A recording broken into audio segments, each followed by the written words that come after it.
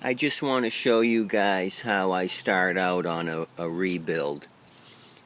I take the recoil pull start off.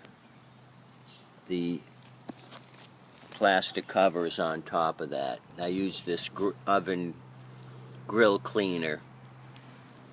It works great to break the dust and crud that builds up over time.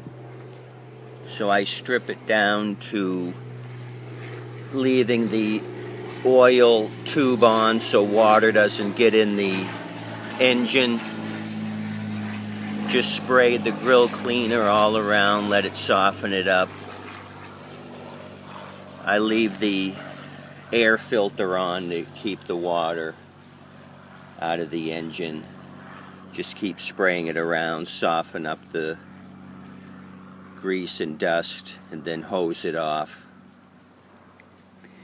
This is what I typically do on a rebuild. This is the most common problem. The diaphragm becomes wrinkled and cracked, and that's actually the fuel pump right there, that section. This spring here on a Pulsajet acts like a fuel pump, pumps fuel. So when this is all distorted, you're not going to get any fuel. This is what a new gasket set looks like. Paper gasket and then the rubber gasket. See how it's nice and smooth in this area. This is what a bad one will look like. All distorted. So typically you would prime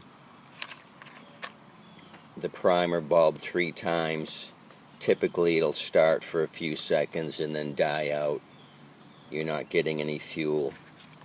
You can buy these for $1 each, or you can buy a 5-pack like I do, because I fix a lot of these Pulsajets. It's one of the easiest rebuilds you can ever do on a push mower, is change out this gasket. So many people push them to the curb because they don't start, and it's this under $1 gasket replacement. You just take off the screws here on top of the Pulsajet. This comes right out of the tank, and you change the gasket, put it all back together again. There's 100 videos on YouTube on how to change out the gasket. That's the typical problem with these Pulsajets.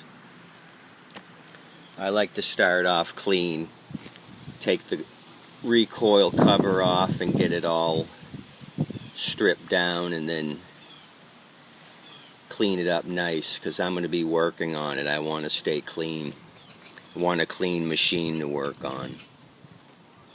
Thanks for watching, and continue to have a nice day.